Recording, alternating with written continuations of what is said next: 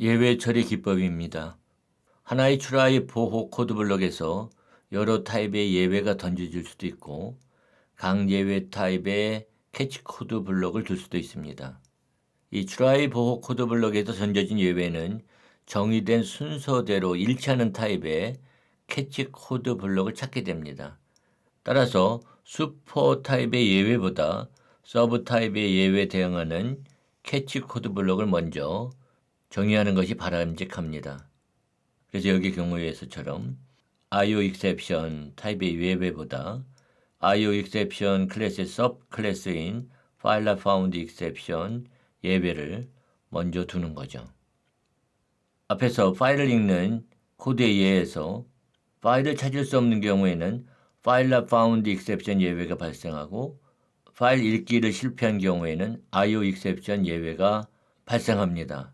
그런데 만약 이와 같이 FileFoundException 타입보다 IOException 타입의 예외를 처리하는 캐치 코드 블록이 먼저 정의됐다면 두 예외는 모두 IOException 타입의 캐치 코드 블록에서 예외를 처리하게 됩니다.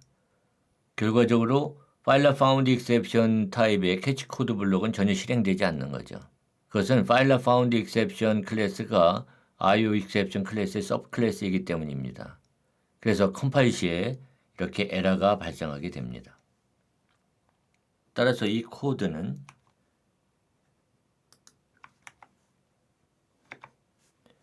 캐치 코드 블록의 순서를 바꿔서 이렇게 정의해야 합니다. 그리고 범용적인 예외에 대한 예외 처리를 위해서 exception 타입의 캐치 코드 블록을 정의할 때 같은 이유로 exception 타입의 캐치 코드 블록은 이처럼 가장 마지막에 와야 합니다. try 코드 블록 안에 또 다른 try 코드 블록이 올 수 있습니다. 이것을 내포된 try 문이라고 합니다. 그래서 여기에 try 코드 블록 안에 또 다른 try 코드 블록이 들어있죠. 이러한 내포된 try 문을 사용하는 현실적인 경우는 이런 경우예요. 예를 들어서 public static void foo 해서 throws illegal access exception 해서 try throw new illegal access exception 잘못된 클래스 사용입니다.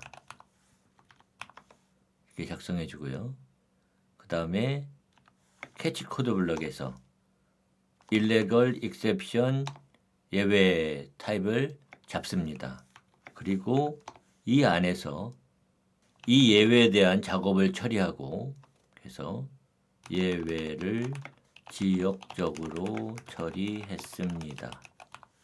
이렇게 처리해주고 그 다음에 throw 해가지고 외부에 다시 이 예외를 처리하도록 그렇게 하는 거죠. 그러면 이와 같이 try 코드 블록에서 who 메소드를 호출할 때 catch illegal access exception 타입의 예외를 잡아서 처리해 줘야만 합니다. 그래서 다시 예외를 처리했습니다. 이렇게 코드를 작성해 줘야 되는 거죠. 이 코드를 실행하면 여기가 printf군요. 그래서 이걸 println으로 바꾸겠습니다. 다시 실행해 보면 여기 캐치 코드 블록에서 예외를 지역적으로 처리했습니다 라고 하는 메시지를 출력하고 다시 메인 메서드에 캐치 코드 블록에서 다시 예외를 처리했습니다 라고 하는 메시지를 출력하는 거죠. 같은 캐치 코드 블록이 2개 이상의 예외 타입을 잡아서 처리할 수 있습니다. 이것을 다중 캐치라고 합니다. 이때 캐치 코드 블록의 인수는 OR 연산자를 사용해서 연결합니다. 그래서 여기 코드에서는 하나의 캐치 코드 블록이 FileFoundException과 Arithmetic Exception 타입의 예외를 모두 처리하는 거죠. 리소스 사용과 관련된 예외 처리에는 try with resource 기능을 활용할 수 있습니다. 앞에서 파일 읽어 표시하는 리드 파일의 경우에 이 파이널리 코드 블럭은 파일을 처리하는 중에 예외가 발생하든 그렇지 않던 간에 모두 실행돼서 열려진 파일을 닫게 됩니다. 그러나 또 파일을 닫는 중에 예외가 발생할 수도 있습니다.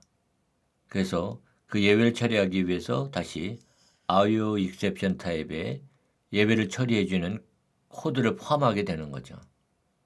이와 같은 경우에 여러 번 예외를 처리해야 하는 불편함을 해소하기 위해서 try 보호 코드 블럭 안에 사용한 리소스를 자동적으로 닫아주는 try with resource라고 하는 기능을 제공합니다.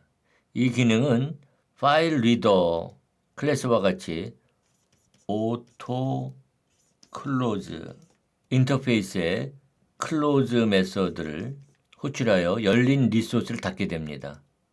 그래서 여기 있는 read 파일 메서드를 이 기능을 사용해서 다시 작성하면 이렇게 작성할 수 있습니다. 그래서 try 괄호 열고 파일의 인스턴스를 생성하는 거죠. 이렇게.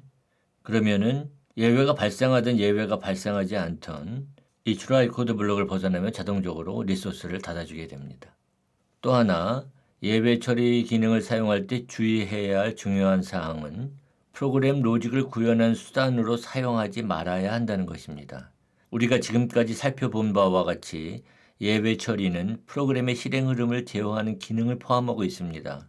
그래서 만약 예외 처리 기능을 프로그램의 실행 흐름을 제어하는 데 활용한다면 코드를 혼란스럽게 만들고 그래서 유지 보수하기 어렵게 만들게 됩니다.